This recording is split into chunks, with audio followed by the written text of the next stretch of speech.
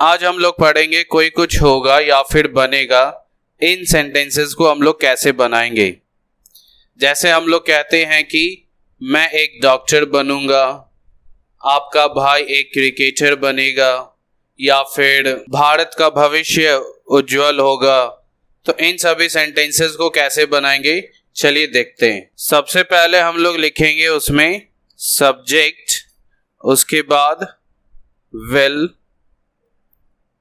उसके बाद बी, और उसके बाद जो वो सब बनना चाहते हैं वो आपको लिख देना है इसमें। यहाँ पे एक चीज याद रखिएगा कि हम लोग पहले शैल भी इसमें पढ़ते थे, बट स्पोकन इंग्लिश में शैल का यूज बहुत ही कम होता है, इसलिए हम लोग शैल को नहीं पढ़ेंगे। तो इसका स्ट्रक्चर बहुत ही सिंपल हो जाता है। सबसे पहले आपको लिखना होगा सब्जेक्ट, उसके बाद विल बी, और उसके बाद जो वो बनना चाहते हैं वो। तो चलिए कुछ एग्जाम्पल देखते हैं। जैसे अगर हमें कहना हो कि आप एक नेता बनेंगे, आप एक नेता बनेंगे, तो इसको अगर बनाना हो तो क्या करेंगे, सबसे पहले सब्जेक्ट यू, उसके बाद सभी सब्जेक्ट्स के साथ हम लोग विल बी ही इस्तेमाल करेंगे। तो यू विल बी एक नेता, तो अ लीडर। बिल्कुल ही सिंपल है, you will be a leader. और भी एग्जाम्पल बना सकते हैं हम लोग। जैसे अगर हमको कहना हो कि वह ईमानदार होगा, वह ईमानदार होगा, तो इसे बनाना हो तो वह का इंग्लिश होगा ही के बाद विल बी, और विल बी के बाद हम लोग ईमानदार का इंग्लिश लिखेंगे जो होता है ऑनेस्ट। तो आई थिंक कि यहां तक आपको समझ में आया हो क्या करना है। तो कोई कुछ होगा या बनेगा ऐसा सेंटेंस हमको बोलना हो या बनाना हो तो सबसे पहले हम लोग सब्जेक्ट लिखेंगे, उसके बाद विल, उसके बाद बी, और उसके बाद ऑब्जेक्ट। यहाँ एक बात मैंने बताया कि शैल का यूज हम लोग इसमें नहीं करेंगे। कुछ एग्जाम्पल, जैसे आप एक नेता बनेंगे तो you will be a leader, वह ईमानदार होगा, ही विल बी ऑनेस्ट। और भी चीजें हम लोग कह सकते हैं कि जैसे किसान लोग अमीर बनेंगे तो फार्मर्स विल बी रिच। या फिर और भी हम लोग को कहना हो कि मेरा बेटा एक अच्छा नागरिक बनेगा, तो my son will be a good citizen. इस तरह के सेंटेंसेस हम लोग बना सकते हैं। नेगेटिव सेंटेंस बनाने के लिए हमें क्या करना है, तो सबसे पहले सब्जेक्ट लिखेंगे, उसके बाद विल, उसके बाद नॉट, फिर बी, और इसके बाद हम लोग जो वो बनना चाहता है वो। ठीक है, यहां पर आप लोग विल और नॉट को एक साथ भी लिख सकते हैं, जिसे हम लोग वोंट पढ़ते हैं। ठीक है, तो अगर ऐसे भी आपको बनाना, तो आप इस तरीके से भी इसे बना सकते हैं कि सब्जेक्ट लिखेंगे, उसके बाद वोंट बी, और उसके बाद जो वो बनना चाहता है वो। ठीक है, कुछ सेंटेंस देखते हैं। जैसे अगर हमें कहना हो कि मैं एक कवि नहीं बनूंगा, तो यहाँ क्या है, नहीं जुड़ा हुआ है सेंटेंस में, इसलिए क्या कहलाएगा, ये निगेटिव सेंटेंस। तो इसे बनाने के लिए हम लोग क्या करेंगे, सबसे पहले सब्जेक्ट लिखेंगे आई, उसके बाद विल, उसके बाद नॉट, फिर बी, और क्या है बनना, एक कवि, तो हम लोग क्या लिखेंगे, अ पोएट। ठीक है, दूसरे तरीके से भी बना के देख लेते हैं। यहां होगा आई, फिर है विल नॉट को एक साथ लिखेंगे तो वोंट, उसके बाद बी, और उसके बाद अ पोएट। बहुत सारे स्टूडेंट्स करते क्या है, वो लोग जो है हिंदी में ही, जैसे यहाँ मैं है तो आई लिखेंगे, उसके बाद एक कवि, और उसके बाद नॉट, तब ये सोचने लग जाते कि बनूंगा का इंग्लिश क्या लिखें। तो जब भी आपको सेंटेंस दिया जाए तो आप स्ट्रक्चर को फॉलो कीजिए, ना कि हिंदी वाले सेंटेंस को। ठीक है, आपको स्ट्रक्चर देखना है, उसी के अनुसार जो हिंदी में शब्द लिखे हुए बस उन्हीं को लिखना होता है। ठीक है, जैसे मैंने यहाँ पे सब्जेक्ट लिखना था तो इसमें से खोजा कि सब्जेक्ट क्या है, तो मैं सब्जेक्ट है। उसके बाद विल नॉट भी लिखना था, वो मैंने लिख दिया।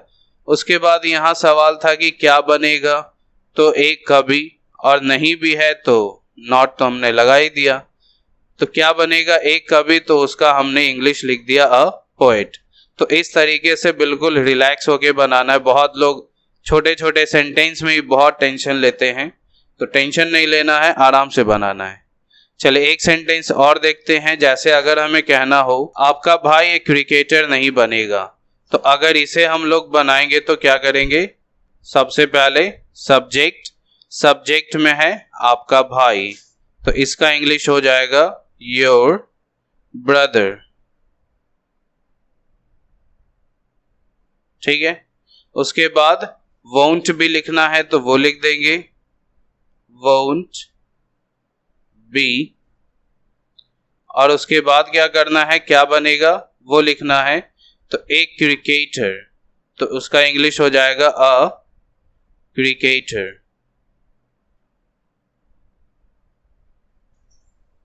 तो आई थिंक कि नेगेटिव पार्ट भी आपको समझ में आ गया हो कि कैसे बनाते हैं। चलिए अब इसका इंटेरोगेटिव देखते हैं कि कैसे बनाएंगे। इंटेरोगेटिव सेंटेंस मैंने पहले ही बता चुका है कि जिसमें क्या लगा रहेगा उसे हम लोग इंटेरोगेटिव सेंटेंस कहते हैं, या फिर और भी बिल्कुल नॉर्मल समझाएं तो वैसा सेंटेंस यानी वाक्य जिससे कि हम लोग सवाल पूछने का काम करते हैं उसे इंटेरोगेटिव सेंटेंस कहते हैं। चलिए तो अब इसको कैसे बनाएंगे वो देख लेते हैं। तो सबसे पहले हम लोग विल लिखेंगे, उसके बाद सब्जेक्ट, उसके बाद बी, और उसके बाद जो वो बनना चाहेगा जो वो बनेगा उसे हम लोग लिखेंगे। ठीक है, जैसे एग्जाम्पल के तौर पे अगर समझें कि क्या वे लोग खुश होंगे, क्या वे लोग खुश होंगे, तो इसे बनाने के लिए क्या करना है, सबसे पहले विल लिखेंगे, उसके बाद सब्जेक्ट जो कि है वे लोग, और इसे इंग्लिश में हम लोग दे कहते हैं। उसके बाद बी लिखना है तो बी लिख देंगे, और उसके बाद क्या बनेगा, तो खुश। खुश को हम लोग इंग्लिश में कहते हैं हैप्पी। ठीक है, तो क्या सेंटेंस बन गया, will they be happy. Next एक और सेंटेंस देखते हैं। अगर हमें कहना हो कि क्या वह विनम्र बनेगा, ठीक है, तो इसे बनाना हो तो इस सेंटेंस को अगर बनाना हो तो इसमें क्या करेंगे, सबसे पहले विल लिखेंगे, विल के बाद सब्जेक्ट लिखना है जो कि है वह, जिसका इंग्लिश होगा ही, और उसके बाद बी, और विनम्र को हम लोग कहते हैं हम्बल। ठीक है, तो सेंटेंस क्या बन गया, will he be humble. I think यहां तक आपको समझ में आया हो। एक और सेंटेंस देख लेते हैं। अगर हमें कहना हो कि क्या आप एक चालक बनेंगे, ठीक है, क्या आप एक चालक बनेंगे, तो इसे बनाना हो तो क्या करेंगे, सबसे पहले विल, उसके बाद सब्जेक्ट में है यू, फिर उसके बाद बी, और उसके बाद क्या बनेगा, तो एक चालक, तो इसे हम लोग चालक को कहते हैं ड्राइवर। तो सेंटेंस क्या बन गया, will you be a driver. तो आई होप कि यहां तक आपको समझ में आया हो।